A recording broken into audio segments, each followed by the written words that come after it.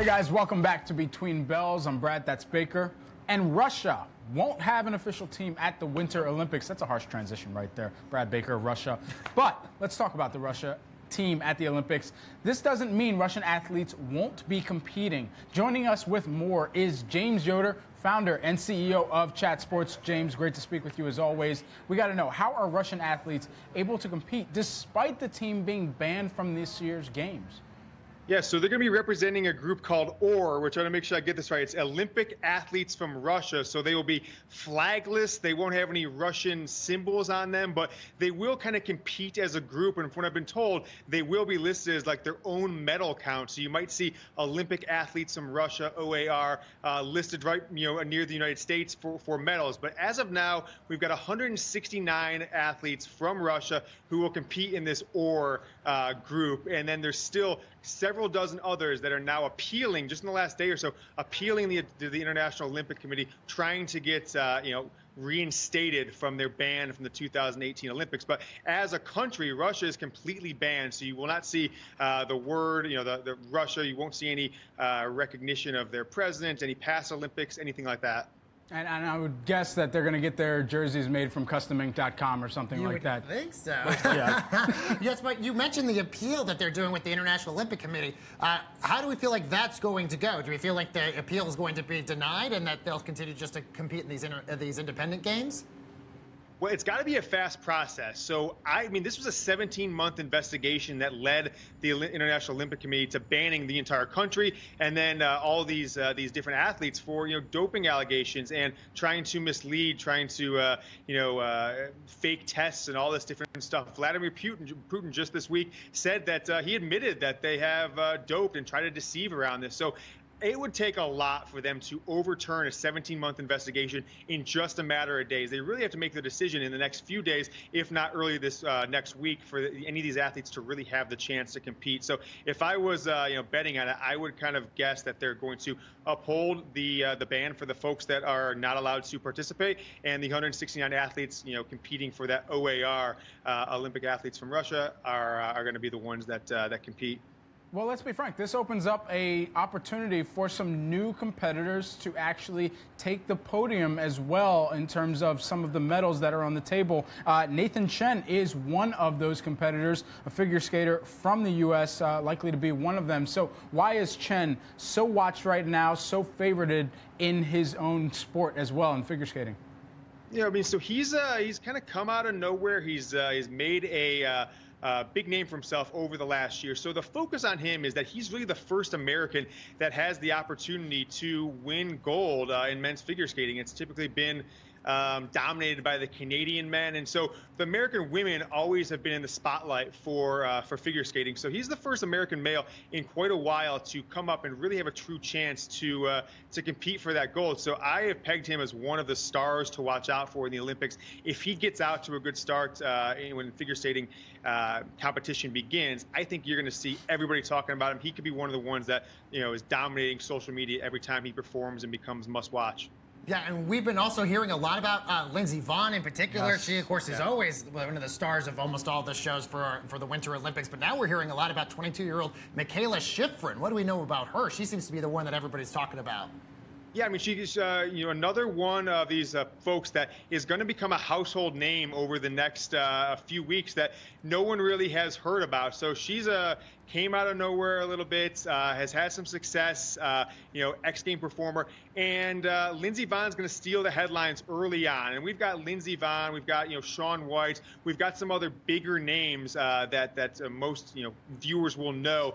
But the ones we're talking about here, Ted Chen and we'll kind of start becoming part of the conversation over the next few weeks with the Olympics. So I just think the cool thing about the Olympics, and both these athletes are going to have the opportunity, is go from relative, anonymous lifestyle to superstar for a 3 or 4 week period, as big as people like LeBron James, Steph Curry, Tom Brady. And so that's the opportunity that some of these folks have in front of them if they can perform and if they can kind of capture the spotlight and the attention of the American public. The one thing to note about the Olympic Games, though, is there is a 16, 15 14-hour time difference depending on where you live in this country. So everything's going to be on tape delay. So we will see how social media and the continued growth of social media will affect people's real-time viewing at night when NBC really, banks on America watching together. James, we got to know, personally, as a non-Olympic snowboarder, that's selectively on my part, Shaun White has been synonymous with snowboarding over the years. Flying tomato. Yeah, flying tomato. But we've got another new name to watch, Chloe Kim. Can she be the new face of snowboarding? Well, Shaun White said recently that she is the female version of him. Now, she's very young. She's winning X Games gold before she turned even 16 years old. So she won't even turn 18 for another 2 months. So we were just talking before I came on air with some of my coworkers here at Chat Sports, and that's the name that people are really getting excited for because she's coming up in the world. Certainly not as famous as Shaun White, but has come on the scene the last 2 years, really dominated the X Games, become a name there. And if she performs, wins gold, and does a feat that people just aren't expecting, that marvels the minds of the audience, I think after this you're going to go forward. She'll be 18 years old soon, and she's got a decade in front of her where she could be the name that people think about this Olympics then 4 years, 8 years from now. So she's got a long run, just like Shaun White had when he burst on the scene 10 years or so ago. James, is there anything else that you're kind of keeping your eye on when it comes to the Olympics starting this weekend? Any other sort of sports or competitions or athletes that we should keep an eye out for? Well, the big change from the competition perspective is no NHL athletes for the first time in a long time. So if we think back to the 90s, the dream team in basketball, the NHL has been doing the same thing.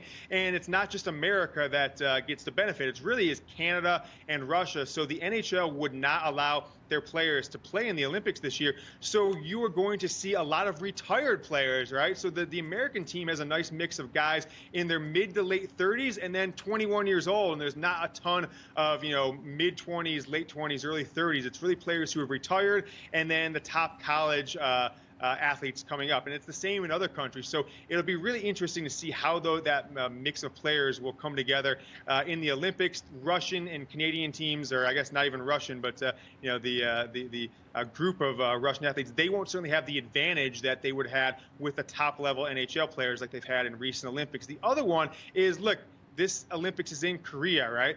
And there is certainly the national security threat of North Korea. All kinds of security. South Korea has really ramped things up. Tens of thousands of unmarked and, of course, marked security will be all around these games. So it'll probably be the most secure event in world history. But how do you secure against potential strikes from North Korea if they wanted to go that far? Now, I don't think that'll happen. I think America, Mike Pence said recently, if they thought there was any threat, we wouldn't send our athletes. So I'm pretty sure the international community feels safe here, but that's got to be the talking point here. With as much conversation between North Korea and the United States over the past 6 months and even several years, of course, I do think that's going to hang over this game the entire time that we're watching over the next 2.5 weeks. James, you mentioned a really good point earlier about the 14-hour delay that is in between the actual games and when people are going to be able to watch them, there's going to be the delay and when it's consumed on this side. In terms of TV viewership and just consumption, are some of the social platforms that could be there, that could have a real-time feed and actually ingest this back into their platform, are they missing out on a big opportunity there, or is that just blocked out because of some of the broadcast restrictions that are in place and contracts that are in place right now? Yeah, so NBC has made the Olympics for the first time. You can stream it live, right? So you don't have to wait till 7 p.m., 8 p.m. at night, depending on your time zone. So you're going to find a lot of people who want to see this stuff live, watching from work, sneaking off, people potentially watching on an iPhone or a laptop while they're at work. But I think that's an interesting introduction to the Olympics, that they're not necessarily sticking to their guns. If we only show this certain event in prime time, people can watch it throughout the day. What the Olympics has been known for, specifically 2 years ago in 2016, is they are all over social media with takedowns. So I don't think you're going to see as many highlights shared to Twitter or Instagram or Facebook as you do in other sports like the NFL and the NBA. I think the Olympic Committee and NBC, they're very strict about these rights, and they're going to be all over people sharing short clips of highlights because they want to make people either watch the stream or come later. But I think going down the line, I would expect Amazon, Facebook Live, Periscope to bid on these games going forward because where are people spending their time at? They're spending their time on those social platforms and on Amazon Prime when they go home. And cutting cable, NBC is a lot less part of people's lives than it was even 2 years ago, if not 4 and beyond. So I think that's something to keep an eye on going forward, of course. Yeah, I'd agree. That's a very fair assessment of how these social media platforms might get involved going forward, and Amazon as well in that mix. Yep. James Yoder, always a pleasure to speak with you and get some of your thoughts around sports, especially a major event like this. That's James Yoder, the founder and CEO of Chat Sports. Thanks again for joining us.